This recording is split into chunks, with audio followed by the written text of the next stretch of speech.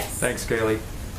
Back on the executive orders the president signed this weekend, as a candidate, Donald Trump criticized fairly sharply Barack Obama's use of executive orders and faulting him for failing to reach deals with members of Congress. How were the president's actions this weekend any different from President Obama's? They're a lot different when you consider the fact that President Barack Obama utilized executive order to push forward a policy that he denied he had the right to push forward 23 times on DAPA and on DACA. He said at least 23 times, I don't have the power to do this, and then he went on to do just that. I've already listed out and enumerated the various legal authorities on the part of the president, and in terms of deal making, I would note that the CARES Act was landmark legislation, at really the height of this pandemic, that brought relief to the American people, and that was negotiated within 1 week from first drafting to enactment. And by comparison, if we want to go back to President Obama, the American Recovery Act during the Great Recession took roughly 3 months from inception to enactment as law under single-party control. This president managed to push the CARES Act through divided government, a very big accomplishment on the part of the president. Hello, everyone. Democrats in Congress failed to act in the best interest of Americans hardest hit by this pandemic. Amid inaction, President Trump stood up for every American who, through no fault of their own, needed relief. Politics, as usual, should find no place during this pandemic, but Democrats rejected multiple clean bills to provide relief. The American people are tired of games, they seek leadership, and President Trump delivered.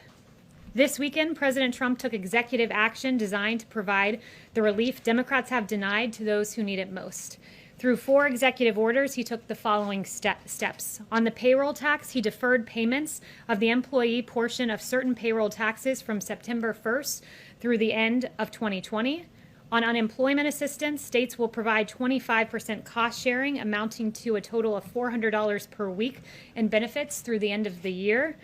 And then third, he extended the eviction protections. President Trump will direct HUD to prevent evictions resulting from financial hardships caused by the virus, doing everything in his executive capacity to make sure those renting and those homeowners are protected. Finally, on student loans, he extended 0% interest and suspended loan payments through the end of the year. The bottom line is that these actions will help Americans. President Trump is for the American people, and Democrats failed to deliver. Also, earlier this year, hundreds of Americans, working men and women at the Tennessee Valley Authority, the TVA, were told that they would lose their jobs to lower-paid foreign workers imported from abroad, and then suffer the further indignity of training their foreign replacements. President Trump boldly and resolutely intervened in defense of these hardworking Americans, rallying to their case, rushing to their aid, and taking action to restore their jobs. He invited laid-off workers and their representatives to the White House, and then he fired the chairman of the board of the TVA and one other board member. President Trump offered an ultimatum. The firings would continue until the cruel and heartless decision to fire the hard-working Americans was reversed. TVA did reverse. Layoffs have been canceled and tech workers have been rehired.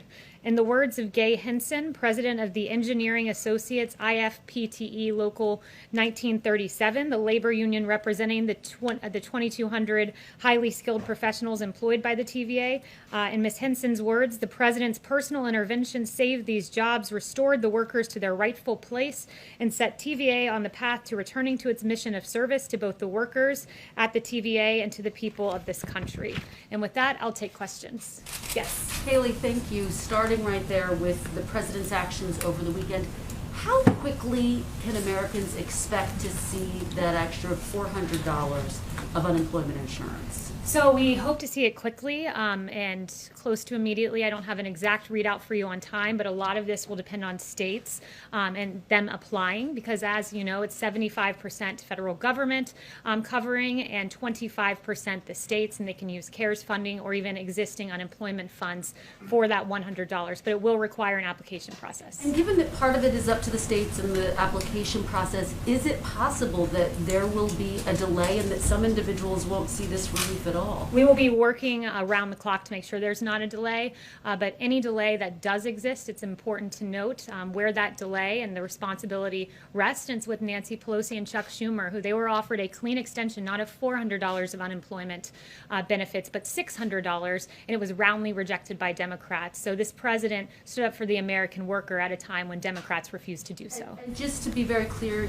you're saying that you're going to work around the clock. You want it to get to Americans quickly. Are we talking weeks? Are we talking a month? Can you pinpoint the timeline here? I can't pinpoint a timeline other than we'll be working around the clock, and we encourage Democrats on the Hill to come back. Secretary Mnuchin has said he's willing to review any proposal because the American people deserve better than the games and the partisanship they've seen from Nancy Pelosi, Chuck Schumer, and their Democrat colleagues. Ben.